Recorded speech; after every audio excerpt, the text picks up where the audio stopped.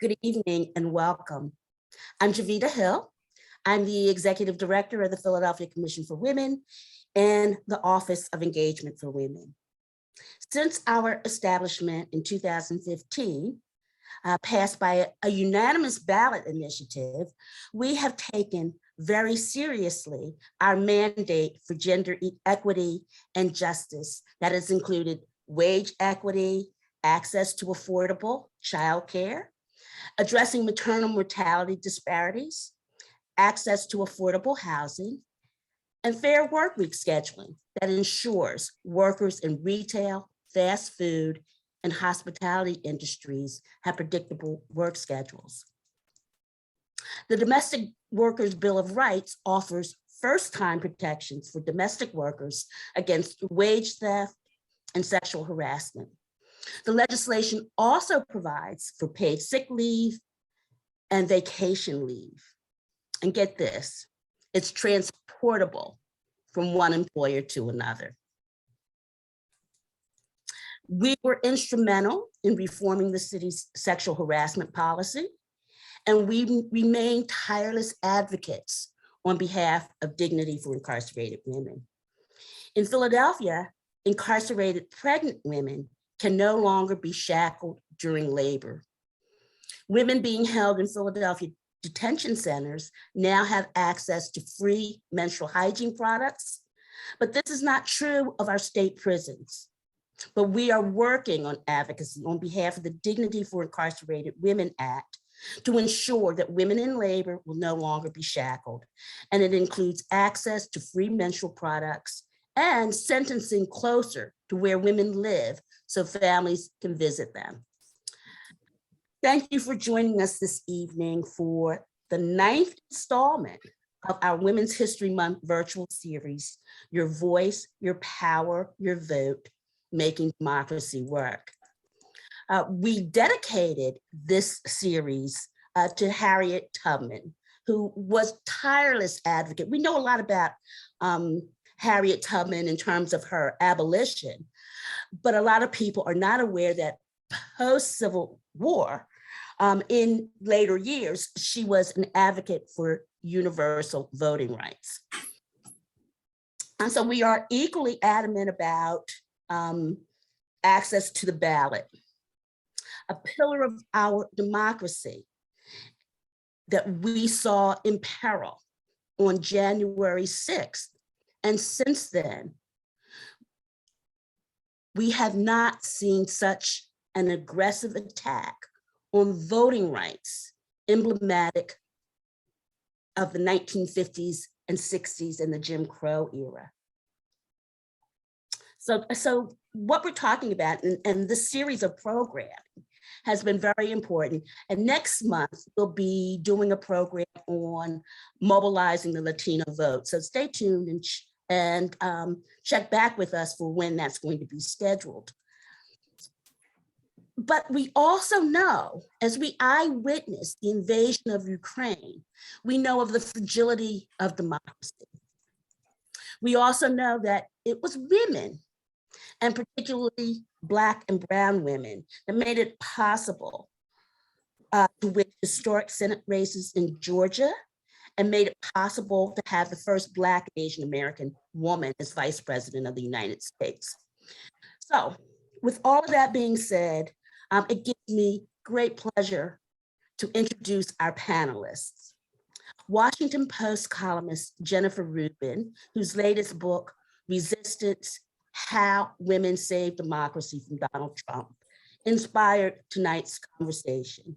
She is also a frequent contributor to MSNBC. LaTosha Brown is no stranger to Philadelphia audiences. This is her 3rd appearance for the Philadelphia Commission for Women during Women's History Month. LaTosha is also a frequent contributor to MSNBC. And I'm also happy to welcome Kadida Kenner, founder and executive director of the New Pennsylvania Project, a voting rights advocacy and mobilization organization. So thank you all for being with us this evening. So I would like to start with you, Jennifer. your book has a very provocative title, Resistance: How Women Saved Democracy from Donald Trump. Elaborate on that. Tell us what you mean and tell us what you found out in doing this book. First of all, thank you for having me. It's a pleasure to be here on a great topic at a great time of year. So thank you for that.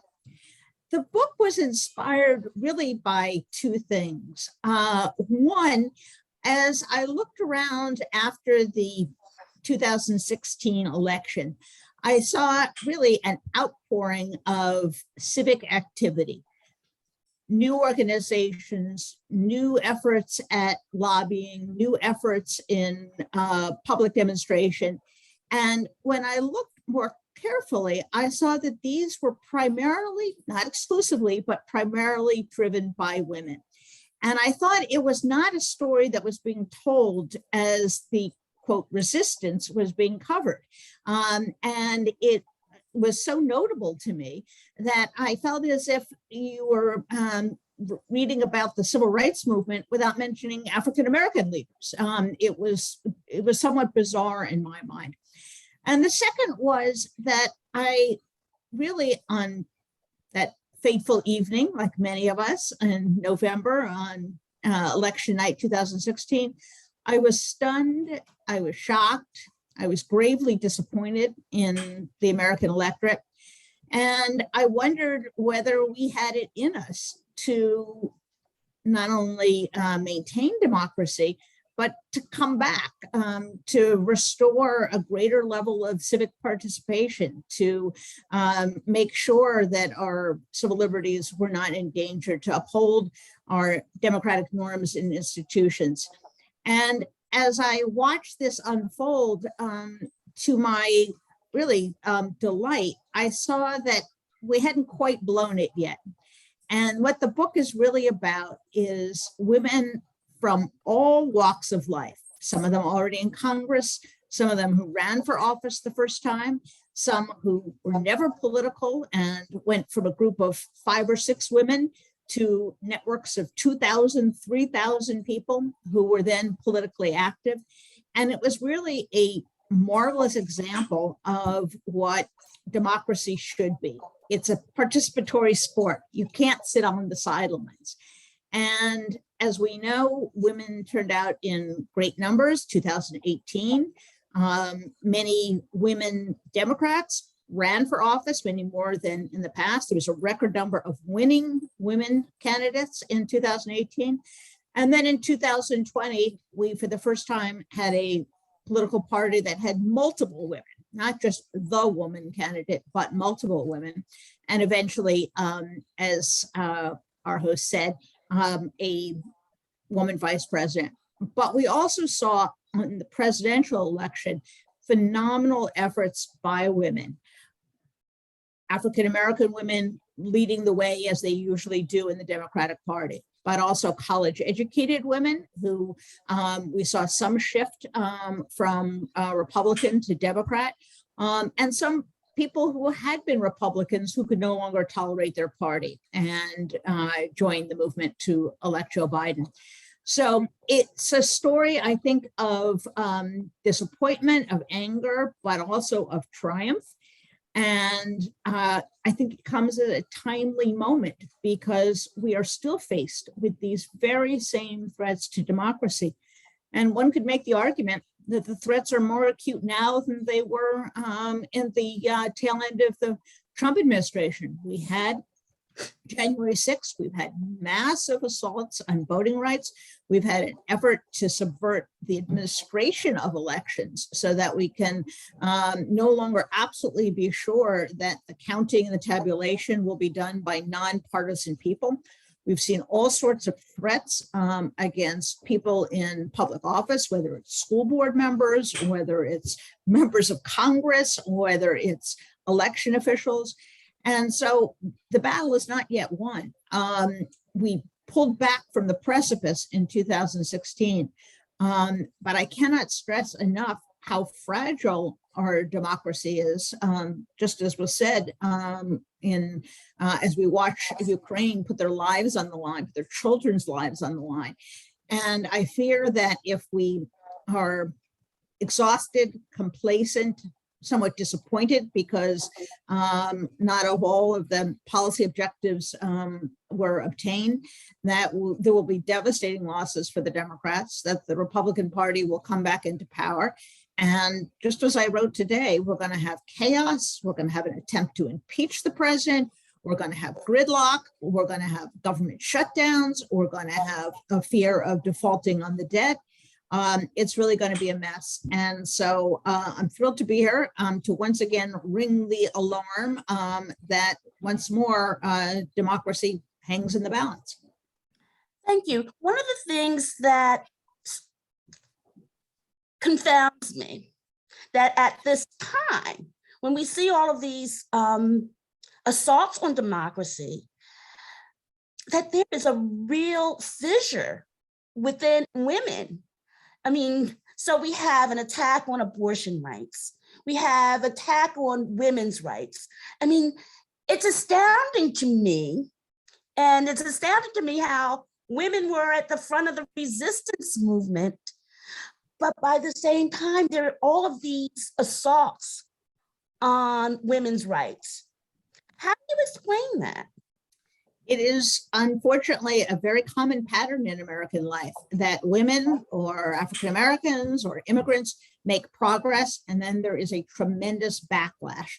And what we're seeing now is an almost frantic anger by the right wing that is elevating whiteness and Christianity as the defining features of being an American, which is completely contrary to our founding documents and the American experiment.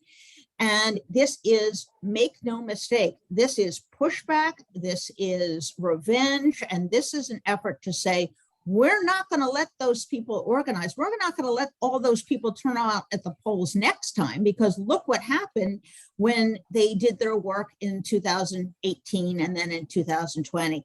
And so I think it is not at all coincidental that there is a very, very deliberate attack on women's rights, on the rights of African Americans, the rights of poor women and men, and that this is what the right wing does.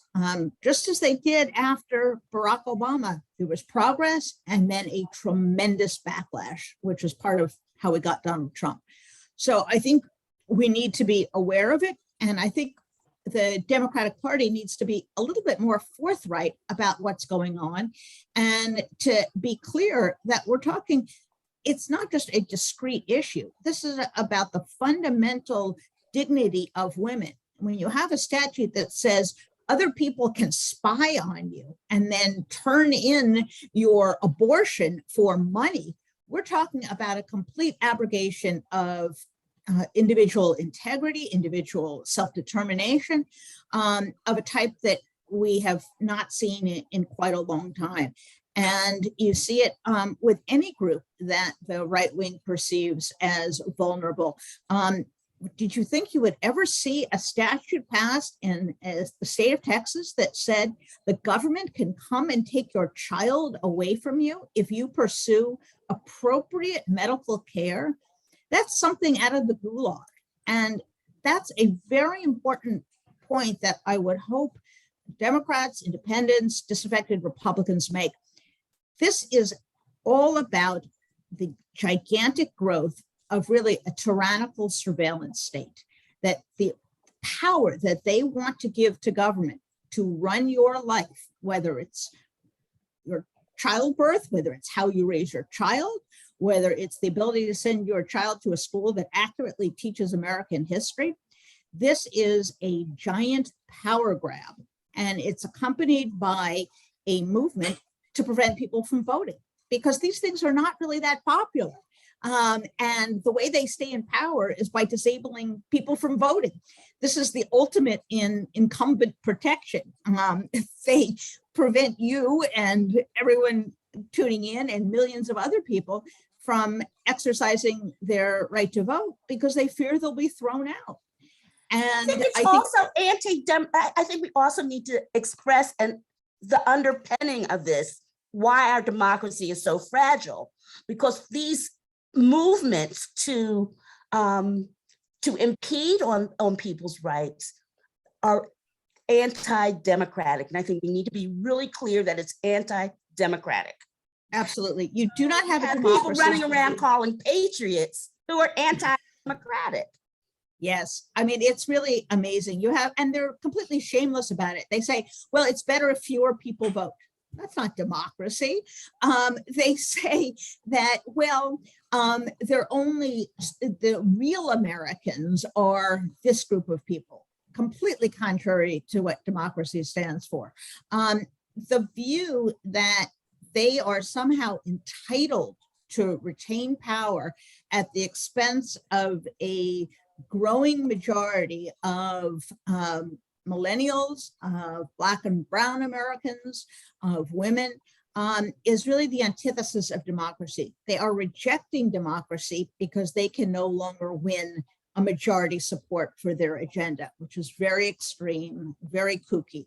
And so they have chosen that they're going to choose their right-wing, theocratic, frankly, racist agenda, that in order to get that, well, democracy has to go by the wayside. We can't have too much democracy because then this extreme agenda can't possibly get through. And they're shameless about it.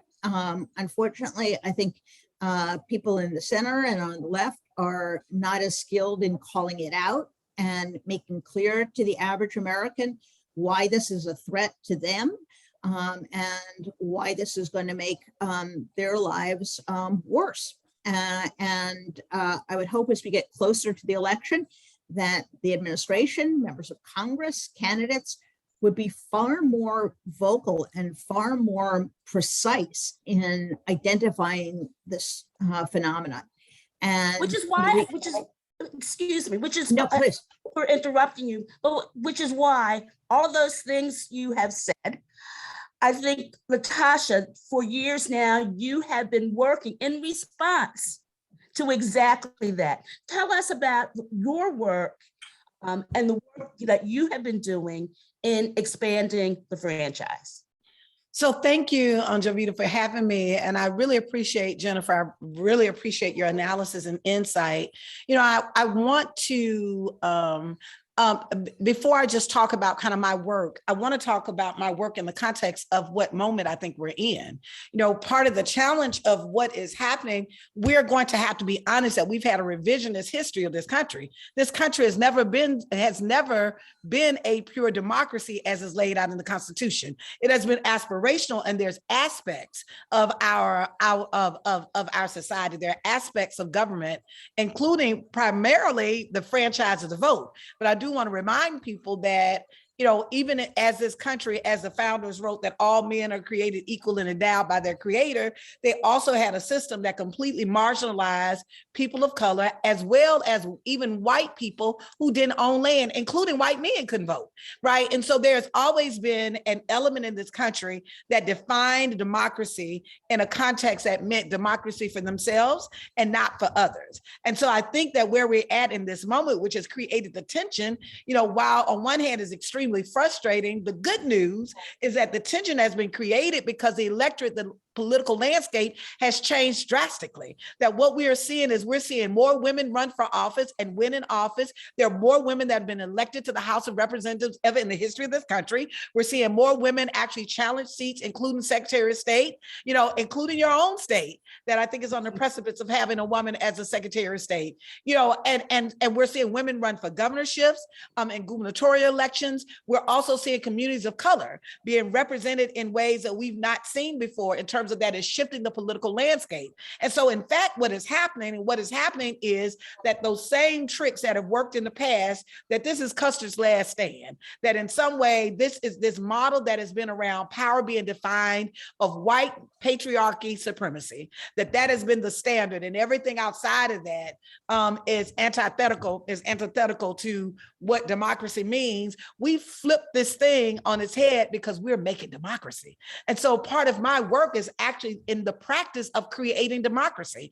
And how you create democracy is that you have an informed, engaged electorate that see themselves as not just being participants in the governance process, but also see their power as citizens, that the Constitution does not say we, the political parties, it does not say we, the candidates, it does not say we, the elected, it says we, the people. And so what we are doing is the work to make that be real and to be that and make that be sustained. And so we do that in a number of ways with Black Voters Matter, which I should announce, I'm the co-founder of this organization.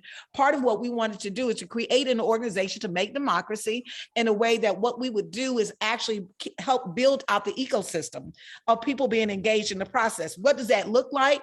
The 40% of the population in this country oftentimes don't even bother to vote, to participate in the election.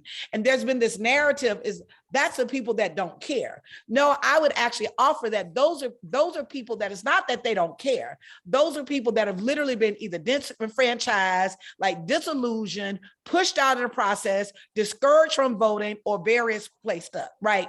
That part of what is happening, you're saying that people don't care about having affordable homes. People don't care about getting paid for the work that they do. Come on, that people don't care about having good schools and good neighborhoods.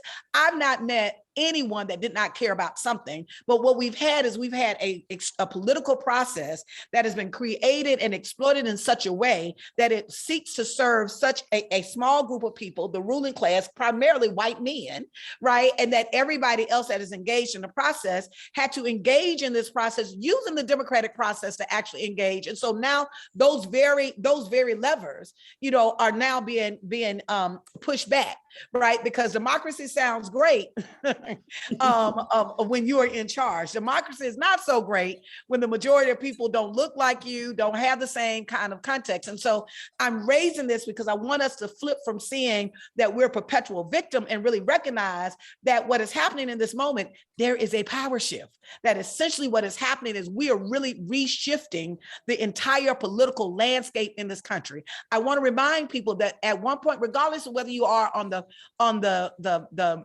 how you see yourselves in terms of party affiliation or whether you're progressive or conservative, you have to acknowledge that someone named Barack Hussein Obama to be president of this nation, that could not have taken place 100 years ago.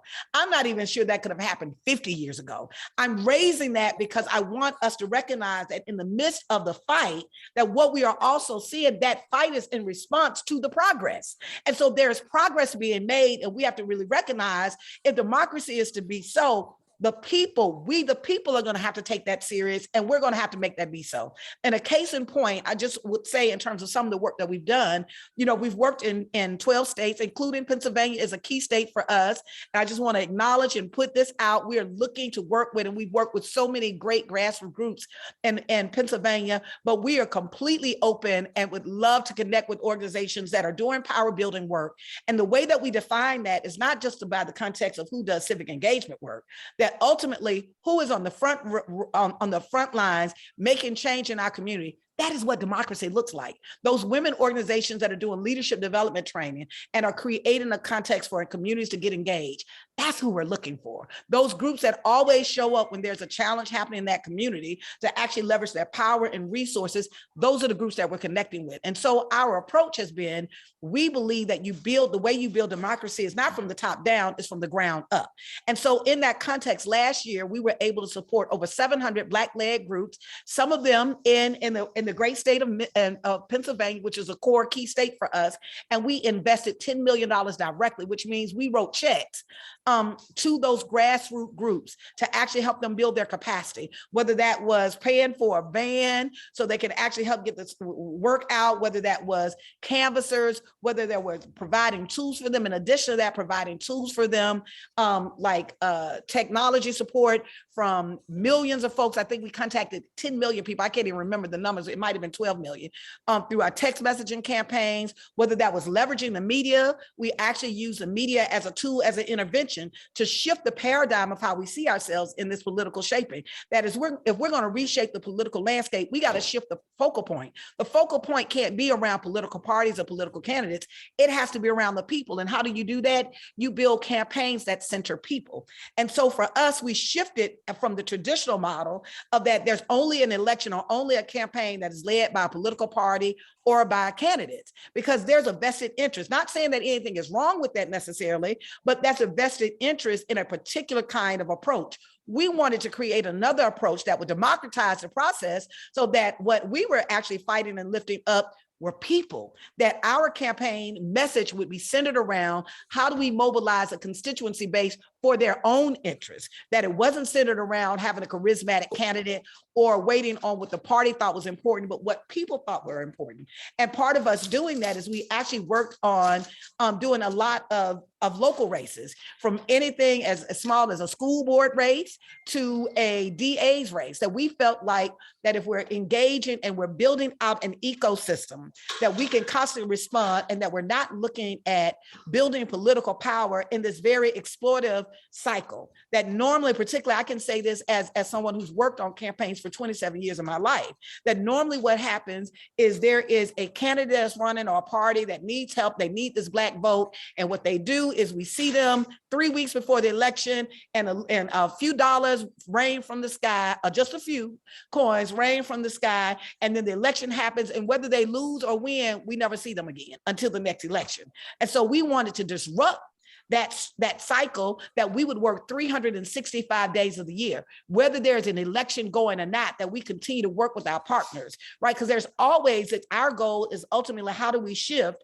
actually people being placed in power, right? So that we're making decisions around what governs us, what policy is in place, and actually having a leadership pipeline as well. And the last point that I'll make, kind of related to that around our work, is that those three buckets, I'll say movement, mobilization, moving money, and message. Those were our 3 points around how do we do our work. And part of us doing our work, I'll give a case in point in Georgia, which that's where we're based. And that's where some people kind of recognized our work nationally, that in Georgia, part of what we did is in 2018. That's why I think it's really important for us to not get caught up in this cycle of win and lose, and who wins and who loses. And if we lose an election, then that means work wasn't done.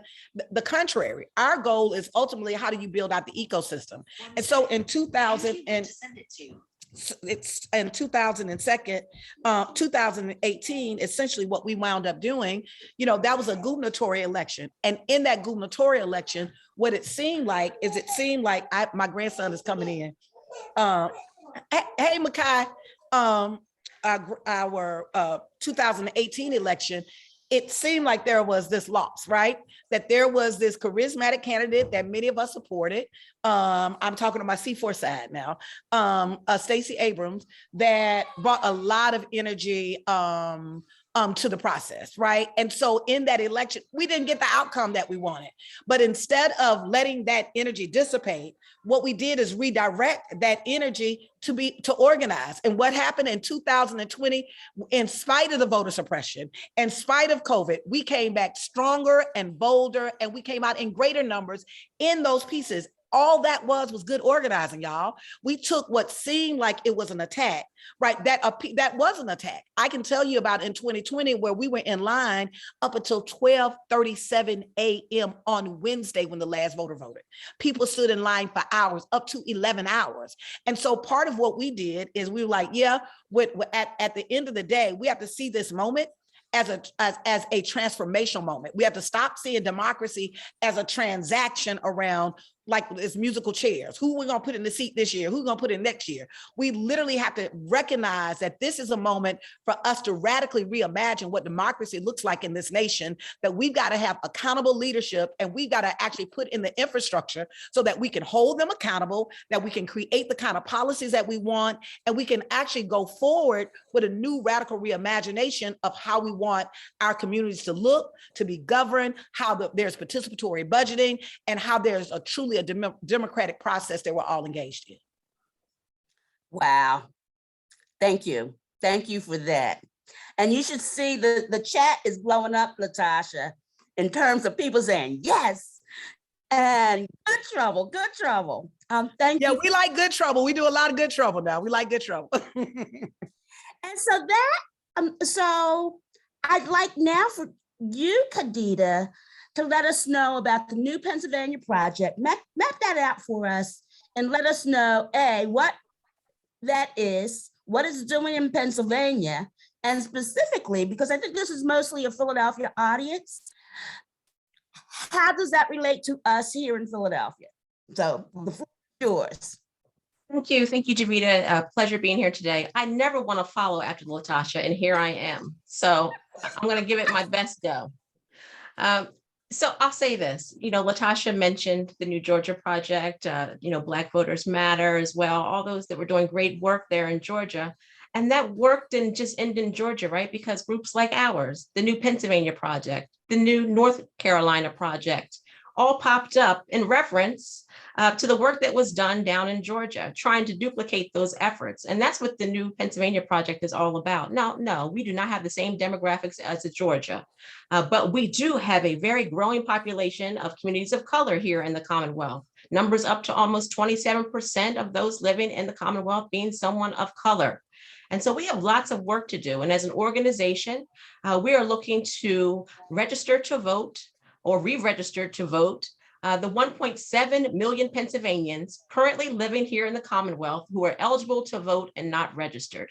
That's what the New Pennsylvania Project was founded to do. And there's not a lot of organizations that want to get into this voter registration work. There's a lot of liability behind it. There's a lot of quality control that must go into it to ensure that we're doing things accurately and ensuring that those that we say we're registering to vote actually get registered to vote so that they can actually get out and then vote, the second part of that. And so that is where we're dedicating our time. We call ourselves a voting rights organization with a primary focus on voter registration. We're going to register 50,000 Pennsylvanians in the Commonwealth here, 50,000 Pennsylvanians to vote in 2022. And that's going to be a tremendous effort, and it's going to take a lot of support and help to do that. Obviously, we know here in Pennsylvania, we have lots of obstacles before us. We have a state legislature hell-bent on putting additional barriers in front of voters here in the Commonwealth, trying to take the ball and run with it when things don't go their way. I've seen, things that have happened in the Westchester area school district as of late. What is happening as it relates to usurping their authority over our judicial branch of government here and our state judiciary. So lots of attempts to attack democracy in this moment. And which LaTosha alluded to is that people are just disillusioned in this moment. They're disenfranchised politically due to bad acts like the gerrymander that goes on here in the Commonwealth, or functionally. They don't see themselves being represented in government, and they don't see that government is doing anything to make their lives better. And so you think about the fact that there are 1.7 million Pennsylvanians who are eligible to vote but not registered in this moment, and there's a reason for that. And so we're knocking on doors, we're tabling, we're standing outside grocery stores, we're in their beauty salons. We are hiring folks from within the community, the trusted messenger, to engage folks within the community to begin to get their needs met and to have a more representative democracy. Currently here in Pennsylvania, our legislature is 90% white, more than 70% male. That is not what Pennsylvania looks like. And if we're going to get people to come out and cast their ballot at the polls or work around a system where they're not even sure if they're able to vote by mail anymore, because that's lots of disinformation and disruption about that opportunity here with Act 77 here in the Commonwealth. People are having a hard time trying to make it to the polls and whether or not they want to go through the hassle because of the additional barriers that folks want to put in front of them here in the Commonwealth. And when you're working 2 and 3 jobs, because we're stuck at $7.25 an hour here as a minimum wage, you're going to spend your time with your children with their homework and cooking dinner versus standing in line for 3 hours at the polls. Kadida, for people who don't know what Act 77 is, would you explain to people what Act 77 is and how is impacting all of us here in Pennsylvania? If we would have known that COVID was coming our way, we wouldn't have known how important Act 77 would have been here in Pennsylvania. So Act 77 received bipartisan support, and it changed the way in which we were actually able to cast ballots here. It allowed us to have essentially early voting by mail, which gives folks the opportunity to cast the ballot safely and securely and take it home with them. You know, they're receiving this ballot at home. They're able to sit around the dining room table to talk as a family about who's going to best represent their family in the state legislature and beyond. And so we had a really productive election here in 2020, and everyone stayed safe because we had Act 77 in place, where we were able to cast ballots by the mail, where we were able to have early voting, so those who are working 2 and 3 jobs could find the time to complete a ballot and turn that in. It had bipartisan support. I'll keep reiterating that. And it had bipartisan support until results looked a little differently than some might have wanted it perhaps to look. And then there's these attempts now to overturn Act 77, which will continue to be ruled unconstitutional, unconstitutional here in the Commonwealth. The Pennsylvania Supreme Court already ruled that Act 77 is the law of the land, and we will continue to vote by mail. We will continue to make it to the polls and have our day of celebration at the polls. And we just need to make sure that we're making it easier for Pennsylvanians to cast a ballot, not harder. And I think I'm a believer now. I used to think early voting and voting by mail, all those things were anti-civic engagement. I have never missed an election since 1972.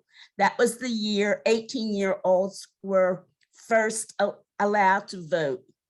And I have voted every time, like I said, since 1972. And I also spent 17 years as a committee person.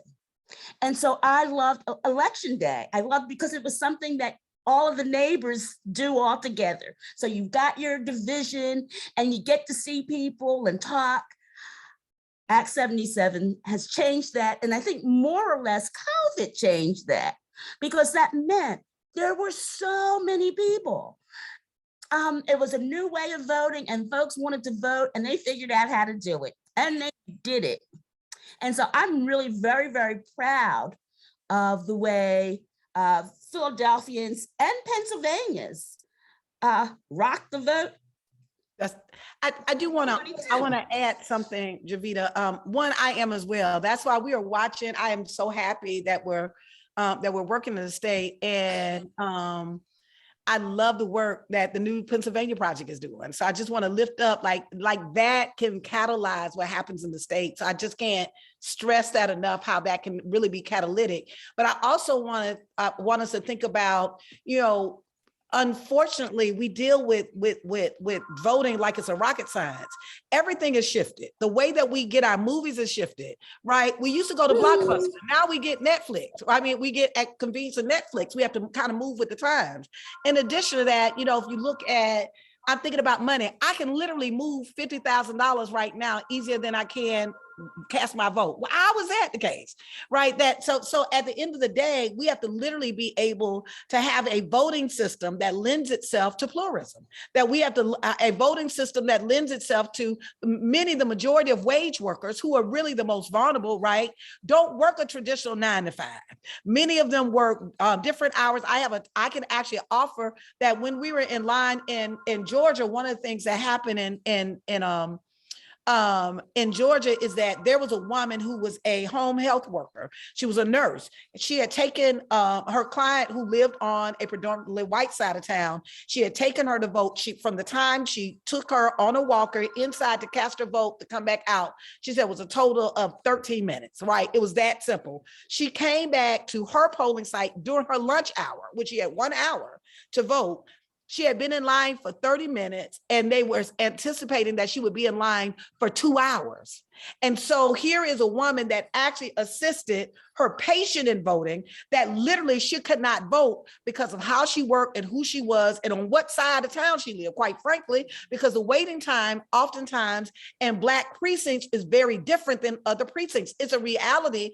If it's those nuances, it's like death by 1,000 cuts. And so what we have to do is really be able to fight for the expansion of the franchise, that at the end of the day, why is it easier to actually move millions of dollars than it is something as simple as we can't figure out how to give free and equitable access to the vote? It's not a matter of we don't have the ability. It's not a matter of the technology doesn't exist. It's a matter of political will. There is a group of people, a small group of people in this nation who have only seen that process of power being accessible to a a few. And they have weaponized, they always come in voter suppression in 3 different ways. It is always around restricting access to the ballot in some form or fashion. It is always around creating a culture of fear. Like we see some of these laws that see to criminalize groups of actually helping to educate folks.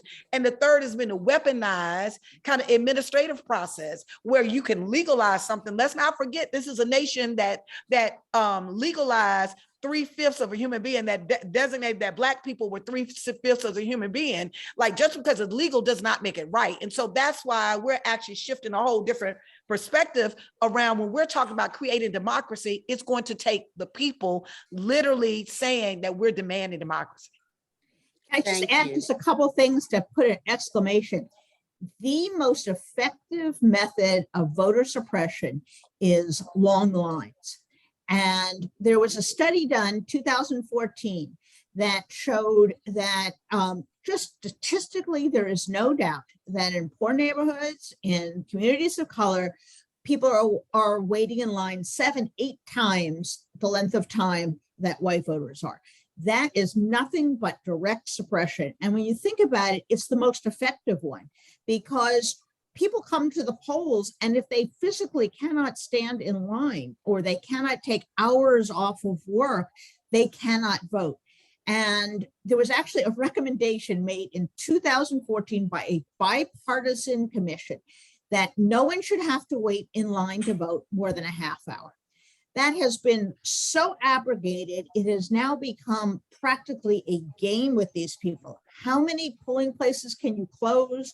Which old machines can you send to certain districts so that they can't be tabulated? And I would urge people, as we're advocating for new and different ways to vote, that we also focus on this issue, because this is such a fundamental, blatant example of voter suppression. And the other thing I would say is, I wrote about in the book, mentioned LaTosha and her group and other groups. The idea is you shouldn't be looking for the magic candidate. You shouldn't be worried about adjusting the party. Oh, we have to get a little to the center, we have to get a little to the left. You have to change the electorate. Once you change the electorate, you don't need the magic perfect candidate who doesn't exist anyway. You just need people to vote their self-interest. And that was the revelation from Fair Vote Georgia. That's what's going on in Pennsylvania. That's what's happening all around the country. So don't play the game of saying, well, if we just fine tune, like with all the dials and the switches, to manufacture these perfect candidates, or to have a candidate not talk about this because some group is going to get angry. That's the wrong way to do politics. You change the electorate. And because there is this wealth of what they call irregular voters or non-voters, if you get even a small fraction of those people engaged, you will turn red states into blue states, red states into purple states. That's what happened in Georgia. That's what happened in Arizona. In Arizona, you saw a movement of Native American women who the rolls exploded. They had many more people registered, and the margin of victory there, just like the margin of victory in Georgia, can really be attributed to these voter registration efforts to get new voters, voters of color, poor women, women on Indian lands into the political process. And that's has to be the game. That has to be the goal, because it'll take care of itself. People will vote for the candidate that best represents them. That is the beauty of democracy.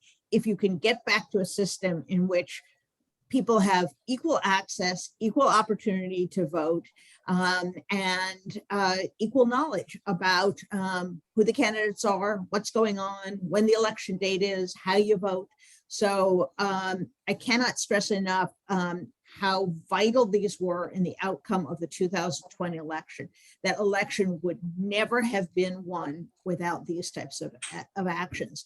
And my great fear is that people are tired, they've gone through COVID, they're a little exhausted, just the psychic energy, and that they will lose some of this oomph So I think we just have to inject a little bit of LaTosha into every voter with that excitement and that energy, and give them that contagious excitement that this matters and that you can do something great for your family, for your neighborhood, for your country.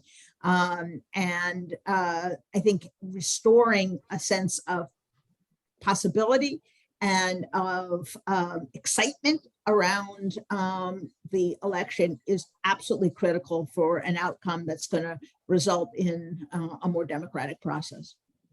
Thank Davida, I know you. that you have to move. I know you have to move along, but I wasn't able to answer your one thing about Philadelphia, and knowing that we A have. second question for you. So, Yeah, yeah. you go ahead and address what you want to address. But there was a question in the chat about what is it that we do? How do we motivate young people?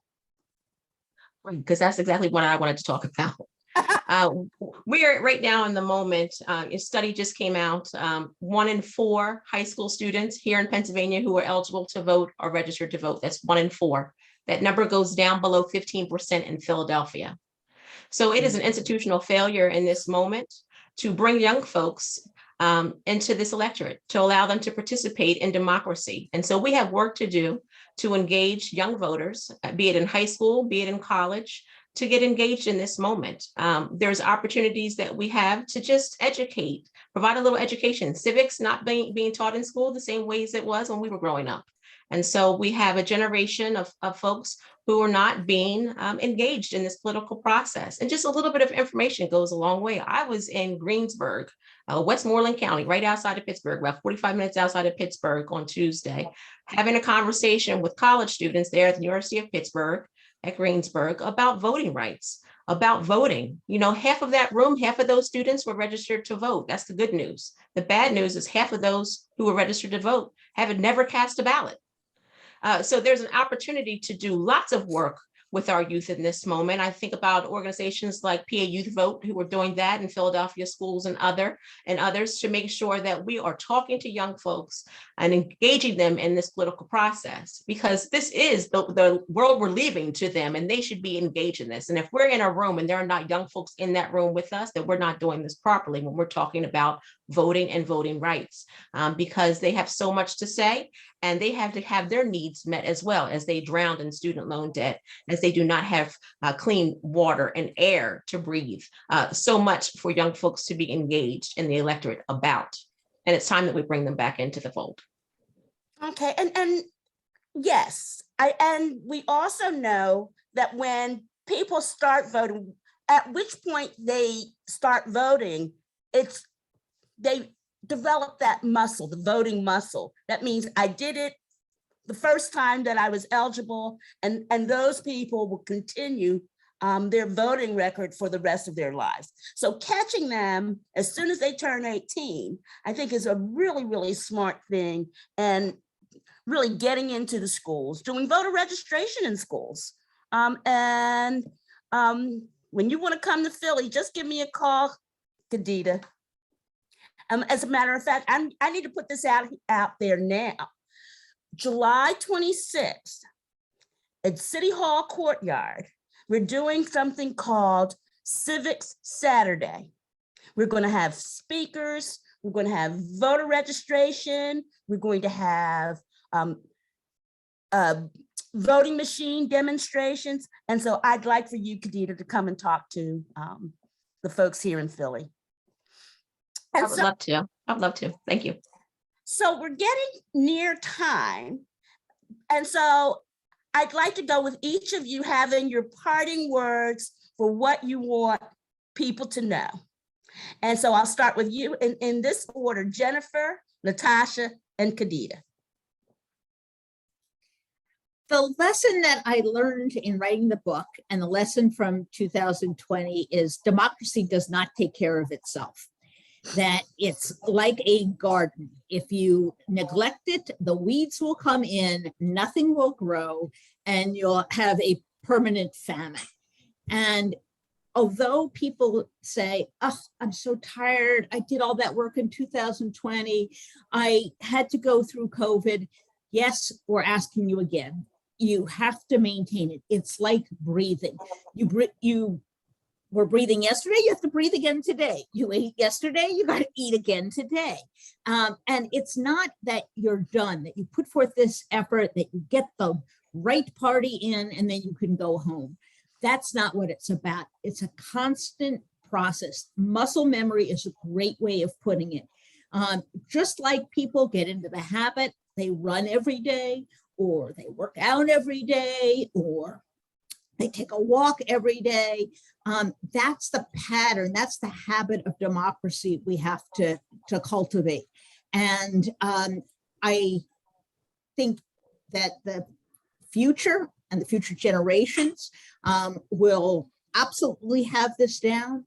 We're having the millennial generation, the most diverse, the most educated, the most progressive, the most environmentally sensitive, but talking about a bridge, we have to get them there. And we can't leave the garden in shambles for them to somehow try to reconstitute. So I'll just end with my deep appreciation as an American, as someone who is a democracy defender, for all the work that you ladies all do, because that's where democracy is going to get saved. It's not going to be in Washington. It's not going to be in some campaign messaging machine. It's not going to be, with a 30-second ad. It's going to be because we get a critical mass of people engaged in the system again. Thank you. Thank you for having me. Thank you. I also saw a message in the chat. I gave the wrong date for Civic Saturday. It's July 23rd, not July 26th. So you're up, LaTosha. So I'll just say that I think what can be instructive and learn from even some of the work that we did in Georgia is that we have a new coalition that is rising, that is made up of white people and Black folks and Latinas and Indigenous people and the AAPI community, that ultimately we should actually fight for the America that we desire and we deserve. And if it is to happen, we're going to have to make it be real and be so. And so in order for that to take place, I'll just end with, I always talk about my V strategy. I have a V strategy. You remember 4 ways. The first one is around vision. We've got to have a vision of what it is that we want, not just responding to what already exists. I mean, the founders were so limited in their vision, they couldn't even see the humanity in other people outside of themselves. So clearly that's not the vision that we should be on. We should create a new vision that is more inclusive, more equitable, and more just. And in order to have that, it's going to require us having a vision of what that looks like. If every single person felt like that they were respected and valued, what does that look like? What does that America look like? The second thing we have to have is we have to have voice. We have to literally in this moment use our voice, that we can't be quiet. We can't stand on the sidelines. We can't just see this as a transaction. We have to really recognize that we are creating the future that our children deserve, that we want them to have in the experience. The fourth thing is that even when we're talking about CTR and all those other pieces, that is going to require us to really have a values position, that we have to really recognize. It's not that I'm one of those ones that I don't think that Republicans they're much better at messaging. No, they have they have one message. Their message is we hate everybody that ain't white, right, and men, right? And so at the end of the day, if you can lie, you can use whatever, you can lie, you don't have any integrity that you got to be held to.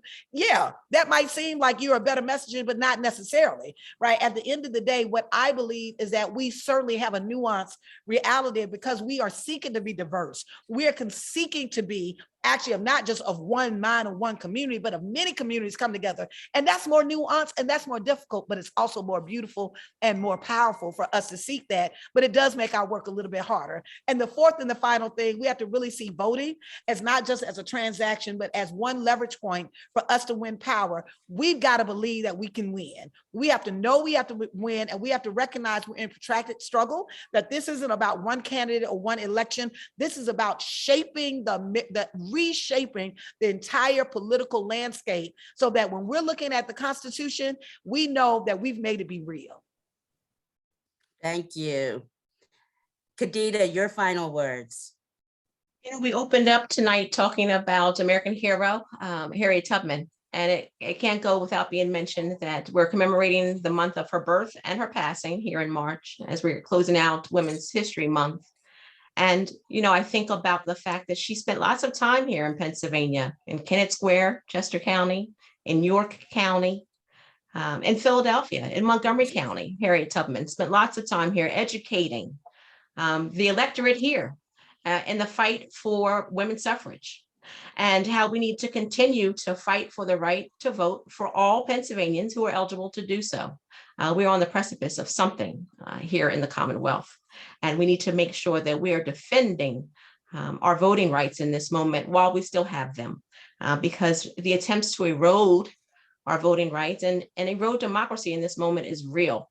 And so I just encourage everyone who is eligible to vote to get out there on May 17th and cast a ballot in the primary election, and encourage someone else in your life who is not registered to vote to do so in this moment and cast their ballot on November 17th.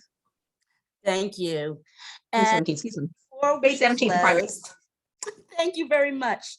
And before we close, I'd like to bring on Vanessa Fields, who is the chair of the Philadelphia Commission for Women, and she is also the president of the Philadelphia chapter of the National Organization for Women, and she is a courageous and inspiring partner in our work together.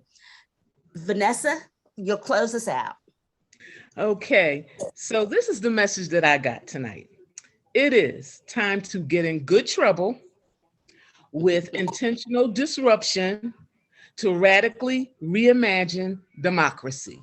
That's what I heard tonight, okay? So I want to thank our amazing guests, Jennifer Rubin, LaTosha Brown, and Kadida Kenner. This was some food for my soul, food for my spirit. Empowered me, got me riled up to get out there and do the daggone work, okay? Thank you, ladies, so much. And I want to remind people that next month is Sexual Assault Awareness Month, and the Women's Commission has planned 2 activities, Till Day on April the 7th, and Hands Around City Hall on April the 29th. Registration for these events are in the chat. Also look for additional information for next month on mobilizing the Latino vote, which will be moderated by City Council member Maria Quiones Sanchez. So everyone, take care and register to vote and vote. Register your grandma, your mom, your play cousin, register them and vote, and make sure they get out and vote. Make it a day, okay? Tell people right now, put in for your day off, okay? Good night. Good night, and thank you. Welcome.